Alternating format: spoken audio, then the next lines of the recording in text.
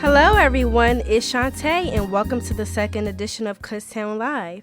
Today, I have special guest Dr. Kenneth Hawkinson, who is the new president here at Kutztown, and I also have folk legend Keith Brintzenhoff. They will both be on the show later on today, so be sure to tune into that. I'm very excited. Today, I had a great day so far. I went to the NBS meeting today. That was earlier at 11. And they pretty much described what the organization is about. It's about people or students that are entering the broadcasting industry and they would like to network with people. So I'm really excited about that. And this year, they will be doing a convention at LA. Last year, they did it in Atlanta. Unfortunately, I wasn't a part of the organization, but I am joining this year because it is my senior year, and I want to be involved in school as much as I can. So that was really exciting, and I will be inducted into that organization sometime in October. They haven't stated when that date will be, but I'm really looking forward to that because, I love everything about broadcasting. I love radio, I love television, I love writing. Love everything about the industry. It's very exciting. This month, I will actually be going to Atlanta for a radio convention. That will be taking place September 29th through October 2nd. I will only be going there from the 29th to the 1st because I don't want to miss too many days of school. School is my number one priority, and I feel as though if I miss too many days, I'm going to slack on my work. I'm going to be a little bit behind. So I don't want that to happen. And I'm really excited for that because I will be meeting a lot of people in the radio industry. As you all know, I love radio, and that's why I love KUR because it's a great organization.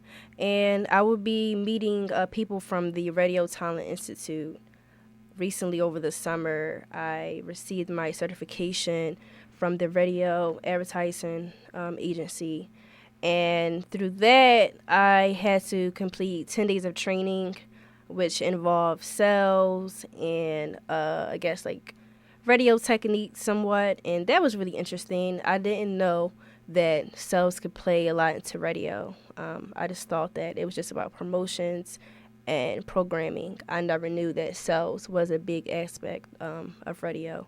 So that was interesting because I'm currently doing sales now, and it's not an easy job. It's extremely hard to try and convince people or to persuade people. It's really hard. But the good thing about the job is that you do make money. You make a decent amount of money doing sales. That's the only thing I would say about that, but that's not something that I want to pursue. I would like to do promotions, and I would also like to do programming. So that's more of my focus in the radio industry. But like I said, I am open to going to the convention and learning as much as I can about the industry overall. And I've never been to Atlanta. So that's really exciting. I'm really, really excited about that. I'm so excited because I'm going there all by myself. I'm not going with anyone. I'm catching a plane. I've never even caught a plane by myself. The last time I've been on a plane, I was 10 years old, and I was going to Disney World. And this time I'm going to Atlanta. I love doing these type of things. I love going to events and networking with people. Because in this industry, there's a saying, it's not what you know, it's who you know. So that's why I go to all these networking events.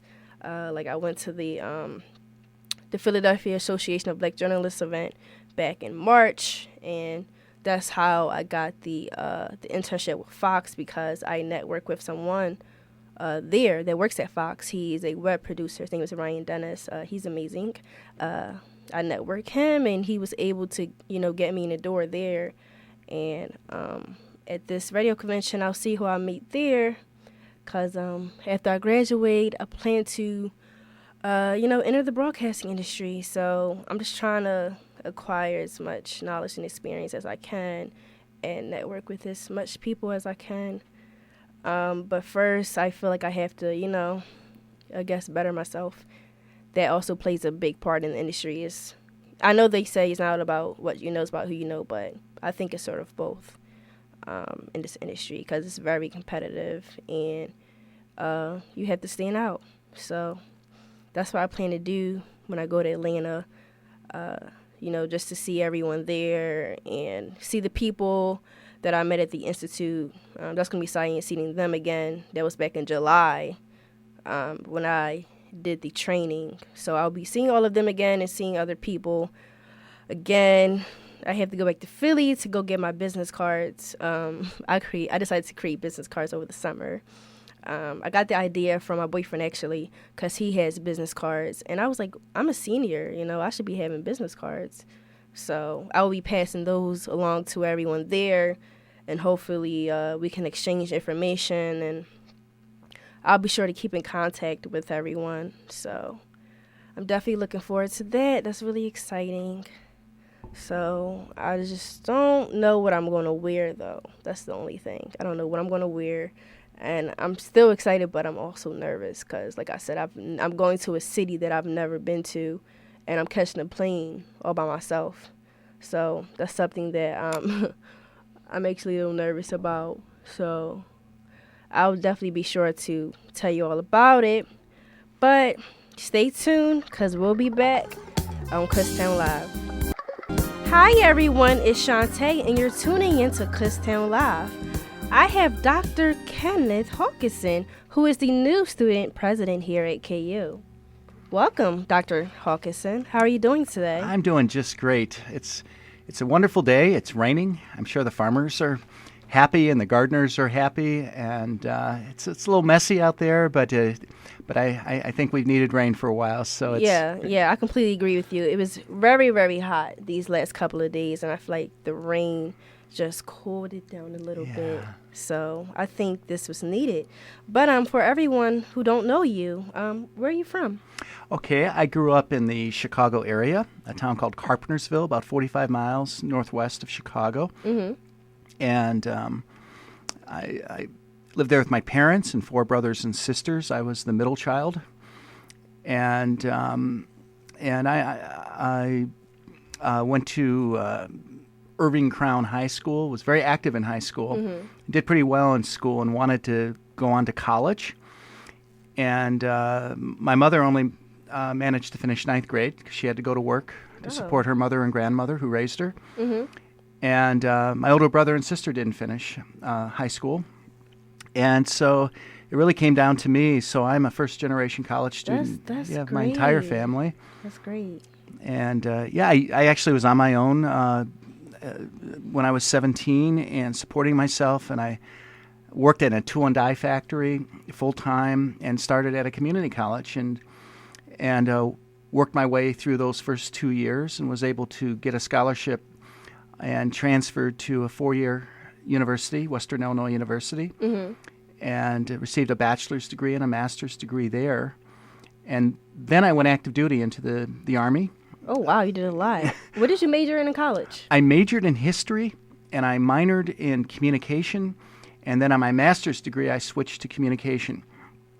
And then the scholarship I received was an ROTC scholarship, and so I had to serve my country at that point because I had a 3-year commitment, and I was delighted to go active duty and spent 3 years as a platoon leader and weapons platoon leader and then a staff officer in Germany.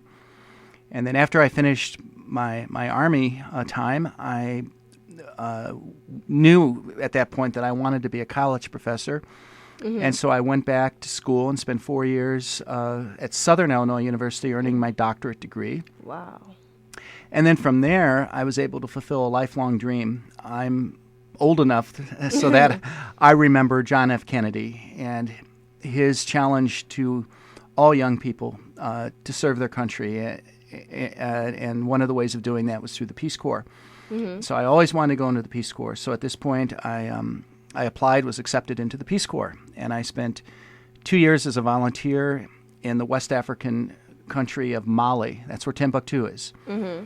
And then after I completed my Peace Corps time, I then was able to go back to Western Illinois University, where I received my bachelor's and master's degree as a new assistant professor. And then that's where I spent the previous 28 years as being a professor. Yeah, professor, and then I spent 10 years as a department chair, and 3 years as an associate dean, and 4 years as an associate provost, and another 4 years as a provost. So I kind of just went up the ranks. That's amazing. And as a faculty member, I was very active in faculty governance, leadership of the faculty senate, very active with the faculty union, and all kinds of other councils and committees. And these are things that you have to do if you do want to move into the administration. Doors just open when you become involved, and I give that same advice to students. Get as active and as involved. I completely agree. Yeah, and the more that you can practice leadership skills in college, the better you're going to be when you get out into the workforce, because you can make mistakes when you're in college, but you can't make many mistakes once you go to work for corporations and companies, and the doors just open up for you naturally if you build that foundation and that base. Okay. So what did you teach while you were a associate professor? I taught such courses as human communication, public speaking, interpersonal communication, persuasion, political communication, how to teach speech at the college level. That's tough. I taught an honors course in creation stories and myth, and I also taught courses in our African American Studies program. Because of my experience in Africa, I actually went back to Africa for another year as a Fulbright scholar sometime after my Peace Corps experience. And I did quite a bit of research in oral tradition and African folklore. And so I taught a course in African American folklore and storytelling. And so that was sort of the cluster of subject areas that I taught. Okay. That's very interesting. I'm actually a communication studies major myself. Very good. You're in a very, very fine major. I can speak to that with authority since that's what I was. So all the classes that you have taught in the past, I've had them. Like I've had persuasion, I've had interpersonal communication, I've had intro to comm studies, I had speech, I have argumentation and debate. So I have all of those interesting classes. I'm actually taking relational communication, which is a new course here at Kutztown, if you didn't know. Very good, and I'm familiar with the relational communication course. Actually, a course like that's fun. Yeah, it's different. It's different. Yeah. It's not actually lectured. It's sort of like a discussion. But we're still actually learning. I don't think everything should be like lectured, like you're just programming, or telling students to do this, Yes, I feel like it should be a discussion sometimes. Right, and both in the workforce and in people's personal lives, everything is built on the relationships you build with others, and it's a very foundational course. You're going to learn skills that can be applied to any other subject area, any other discipline, any job that you might get. It's all based on that networking, and learning the basic principles of relational communication allows you to predict behavior. And a lot of times we make mistakes because we don't know how to predict what other people are going to do, but you're going to be well situated to be able to understand the basic tenets of what makes a good relationship. So I'm really glad you're taking that. It's going to serve you well. Yeah. I love being a comm major. But how did you come to Kutztown? Can you just tell us about how you came to Kutztown? Sure. What happens is, as I was a provost for 4 years, and a provost academic vice president of a similar university, comprehensive university around this same size in a rural area. And the provosts fit a profile. And so as positions open around the country, search firms will look for people in that profile of people who are at similar universities. And so I began to be contacted, and I became made aware. I was made aware of the opportunity here at Kutztown University, and my wife and I, went on your website and we checked it out and did some research, and we thought, wow, this is really a neat place. It has, it appeared to be a beautiful campus, at least from all the Yes, I fell in love with the campus too. And once I saw the campus, I knew that this was the school I wanted to go. And then when we actually came here to interview and saw it, I was very lucky to be selected for the first round interviews, and then the second round interviews were here on campus. And oh, geez, it's so beautiful, and the campus and the university, it's just so much potential.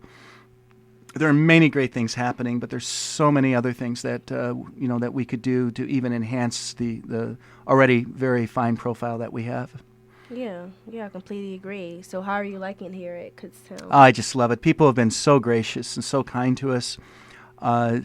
We have a very busy schedule. We meet with many constituencies on a regular basis. I'll just give you an example. 2 nights ago, just my evening activities. 2 nights ago, I was at Albright College for a program with the Consul General of Israel for this region of the country.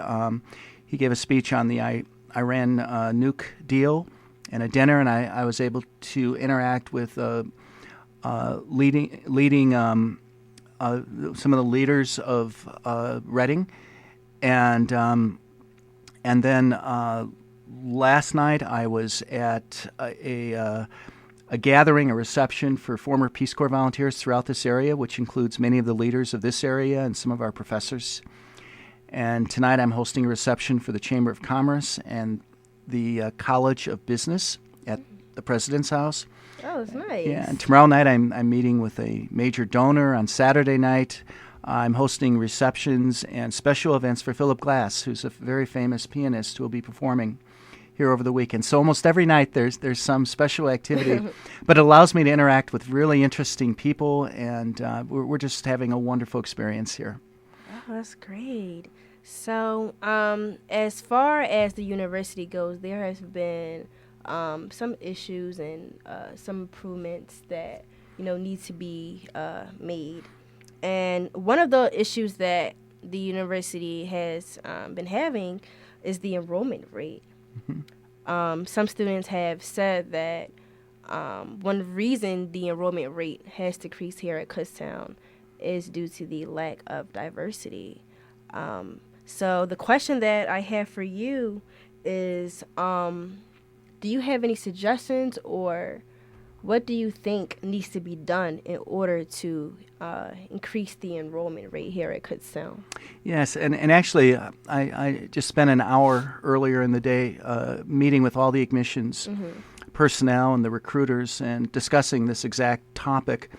The problem that we're having with enrollment is not unique. It's happening all over the country, and it's for a number of reasons. One is demographic. The number of 18-year-olds are fewer. We're in a dip in the birth rate. That 18 years ago, not as many children were being conceived, and so that is a national trend. In addition to that, the recession hit very, very hard, and many students who would like to go to a four-year university just can't for financial reasons. There have been cutbacks in financial aid, both at national, state levels across the country, and so it's been more difficult for students to go to college. And another factor has been a lot more competition. Many of these online programs and for-profit universities, they call them proprietary universities, have kind of popped up all over the country. Yeah. And many students end up being pulled into these online programs. And I do encourage students to be aware of those programs, because while some of them are very good, there's quite a few of them that have very, very low retention rates and very low graduation rates. And you want to make sure you go to an accredited school always if you're going to take courses online. Mm-hmm. And so those are some of the things we're facing. But schools do increase their enrollment even in light of these various barriers that I've talked about. And Kutztown has been struggling as well, as a number of schools. And so there's a number of things that we're going to be looking at. One thing is to make sure that we have incentives in place to bring more students here. And one thing that I have instituted, working with the provost and the Honors College and the other members of the cabinet, is a new scholarship program for very high-achieving students. We're going to call it the Sesquicentennial Academic Honor Scholarship. Ooh, I like that. Yeah, so students who have a 1,350 SAT and a 3.0 or higher will get a $7,000 scholarship each year, $28,000. Wow. Yeah, that's pretty much the cost of tuition. And if that's great. I wish that was out, back when I was a senior in high school. Yeah, but they're going to be required to stay in the Honors College all 4 years and to live in the residence halls for 3 years, because we want the students to be role models to other students. And then we're also looking at the next tier of scholarships. It won't be as much, but it will also be scholarships based on both merit and need. And so if a student fits one profile, they'll get money just for doing well in high school. But then they'll also have the possibility of getting another big chunk of money because of financial need. And so we want to provide incentives and to try to match the scholarships to the needs of the students. And we're also engaged in a major effort to increase our numbers of scholarships through our foundation.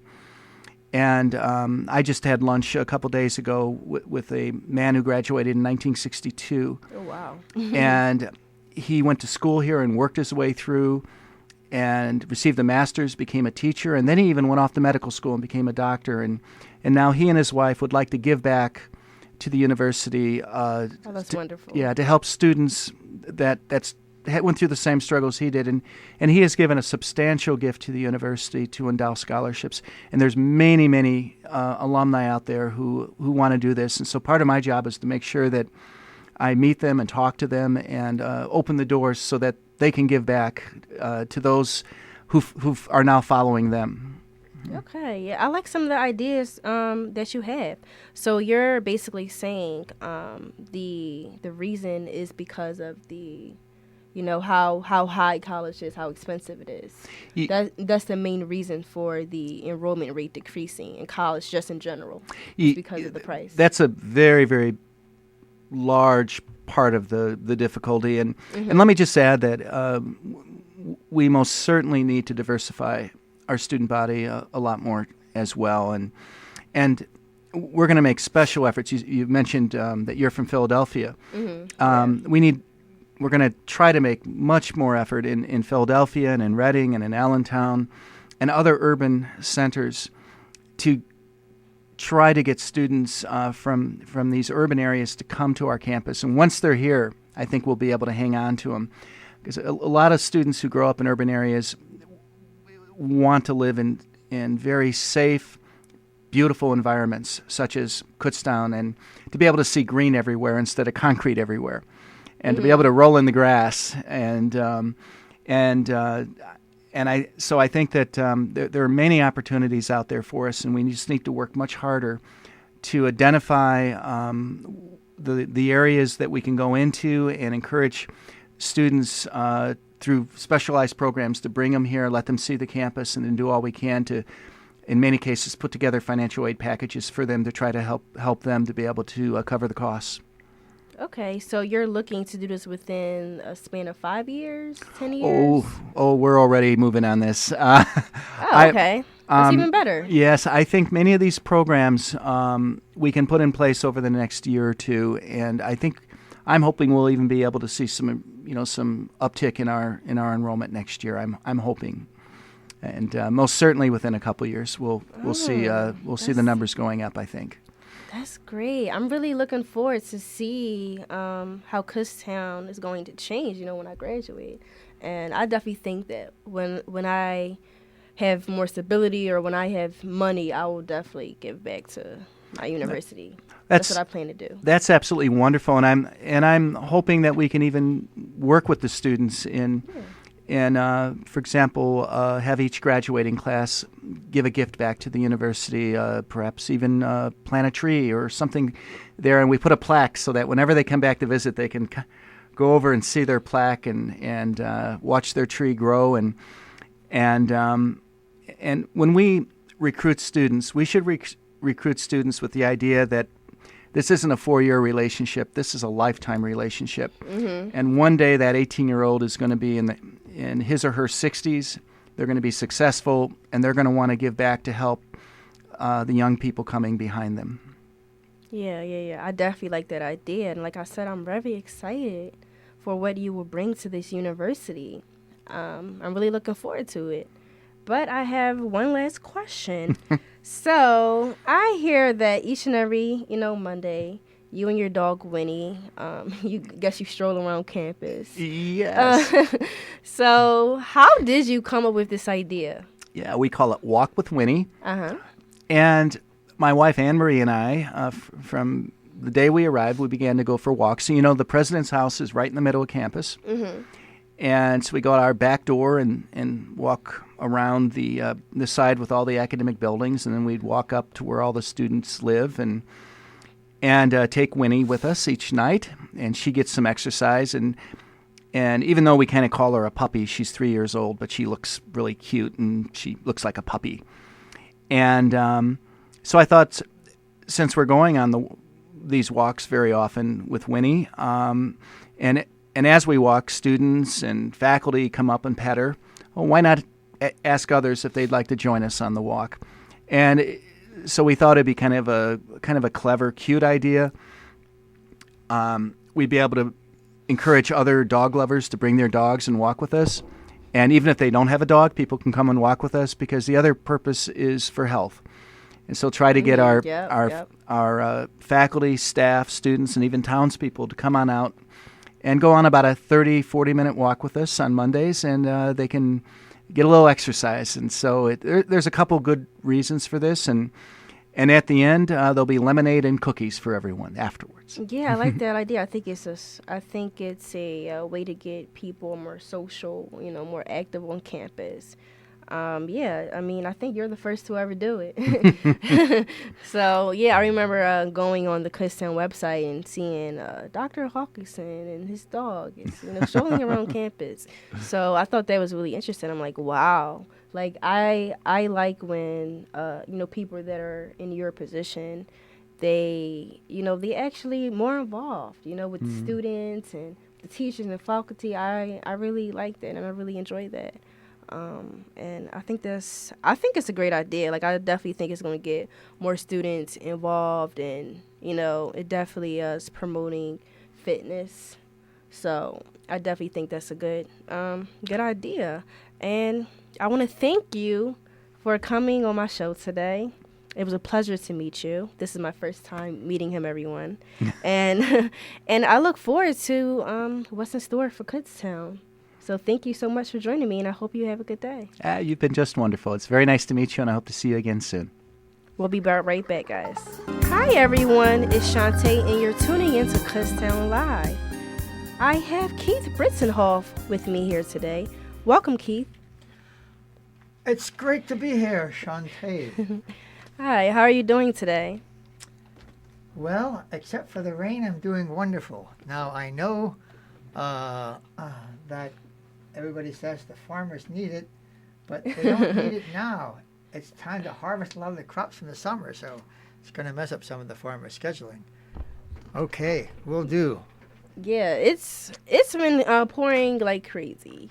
Yes. I got drenched, and I wasn't expecting it to rain this much. I really wasn't. I hope that it slows down, but I also think that it needs to rain a little bit, because it was extremely hot these last couple of days. It was in the 90s. That's right. It's September. It shouldn't be that hot. You got that right. But so can you tell us a little bit about yourself? Where are you from? Well, originally I'm from Topton, which is about 5 miles from here, but I lived in Kutztown for many, many years, and our children went to Kutztown school through the Kutztown school system, graduated, and our daughter's a junior at Penn State. Maybe I shouldn't mention competing colleges.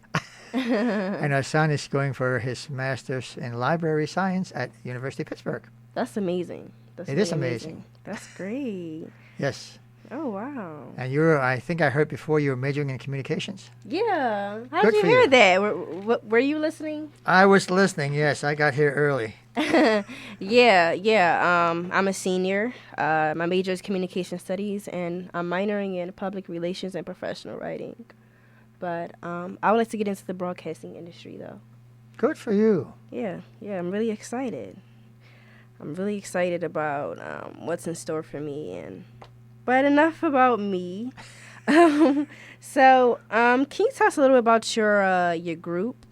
I think it's called the Creek Ramblers, your music group, and I know Close. that You're Creek, part right. Toad Creek Toad Ramblers. Creek Ramblers. Okay. Yeah, Toad Creek is a small yeah. creek that runs through Topton, where I grew up. And this started many, many, many years ago.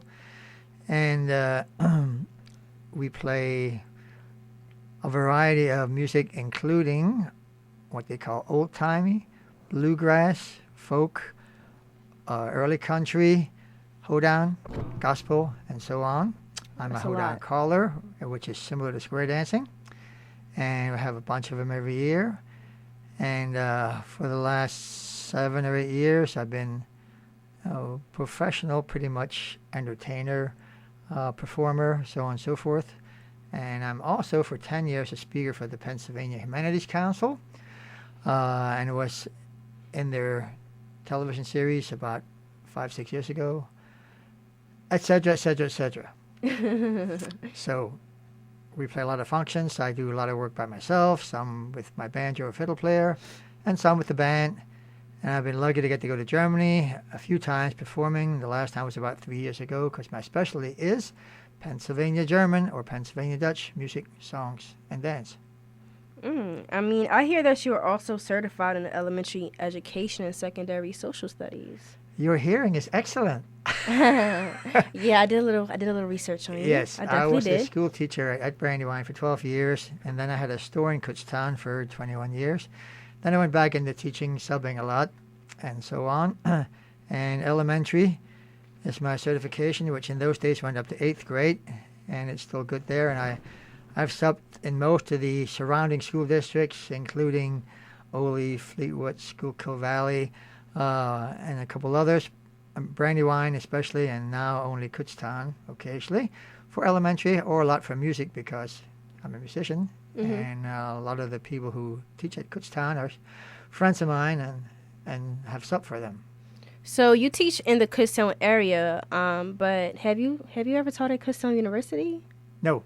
No. Why But not? I was supposed to teach a course in Pennsylvania German at KU, but they got a very late start and didn't have enough students sign up for it. They had some seniors, but it wasn't enough to get going. So I'm hoping probably next fall or possibly spring semester to build up people for a second level.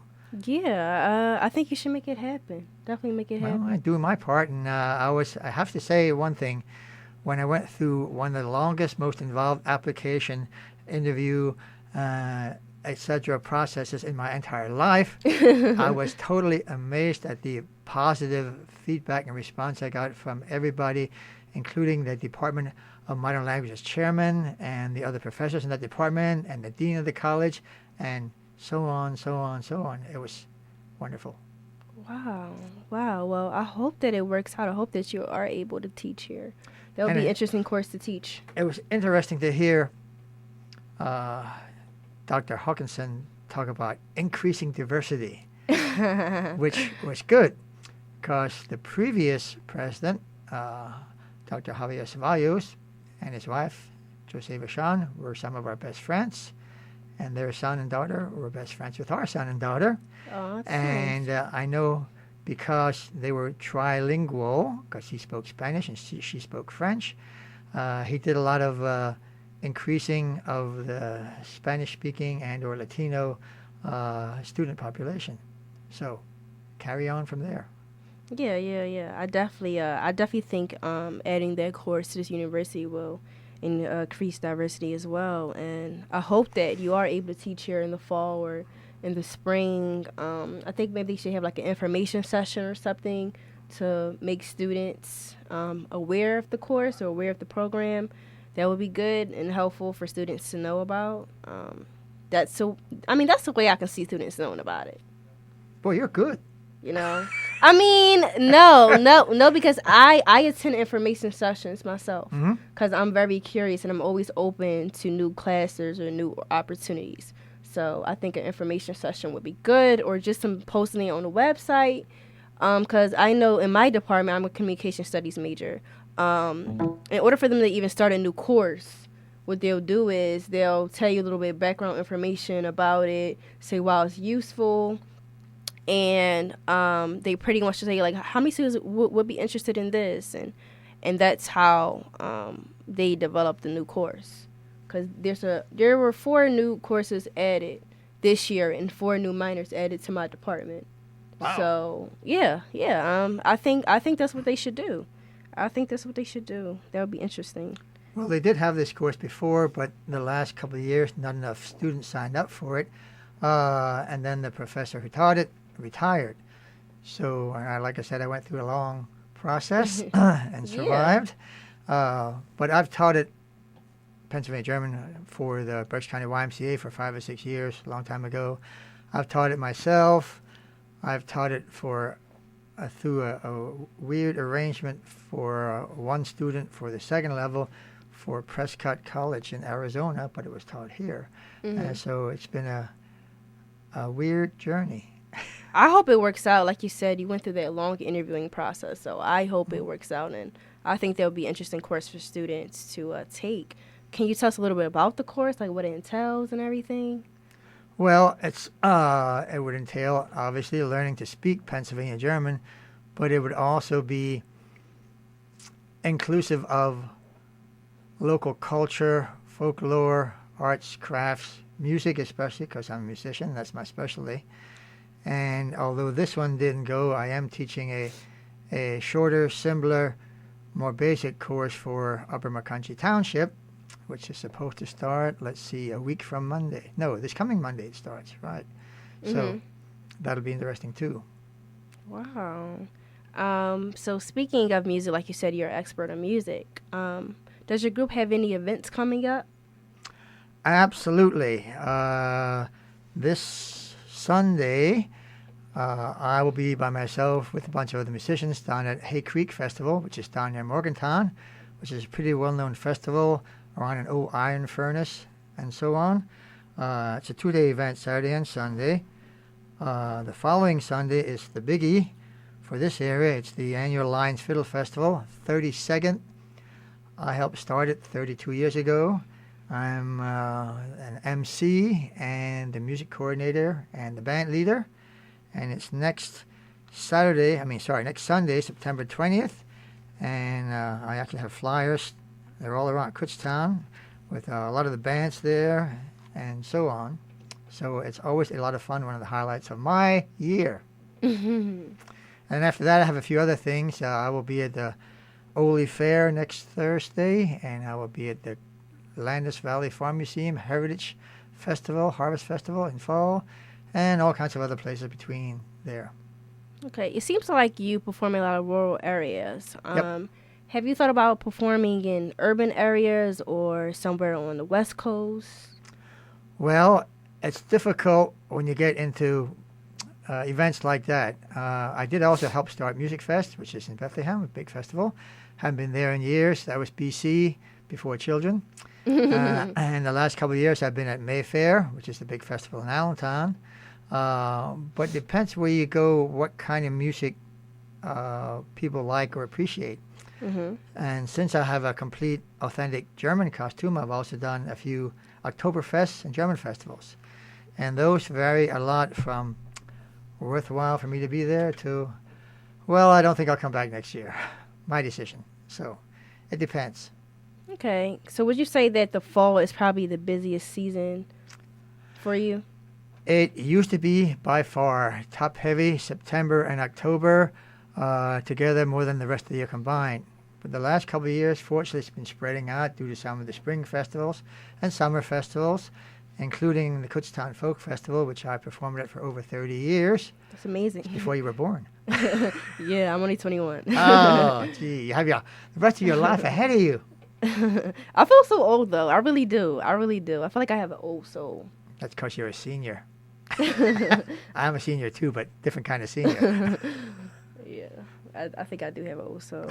But out of all the shows that you've done, what has been your favorite, and why? Favorite show? Yeah. That's impossible to narrow it down to one show because there are favorites for different reasons. Sometimes I have a blast more than others. Sometimes the audience is terrific. Sometimes it's a neat place or a new place. Of course, some of the highlights, of course, would be the ones I mentioned already, which is the Kutztown Folk Festival. Been on all 5 stages there at one time or another. And the Lions Fiddle Festival, which is always a blast. And some of the others, Landis Valley, is always fun too. But there's some smaller ones that were fun too. So it depends. Why? Okay. All right. And my last question that I have for you is, what are some things that you want to accomplish for the rest of this year? For the rest of this year? Yes. Well, I want to make sure our Kutztown Folk Music Society schedule and concerts go on super, because they are held second Friday of the month at St. John's UCC in the middle of Kutztown.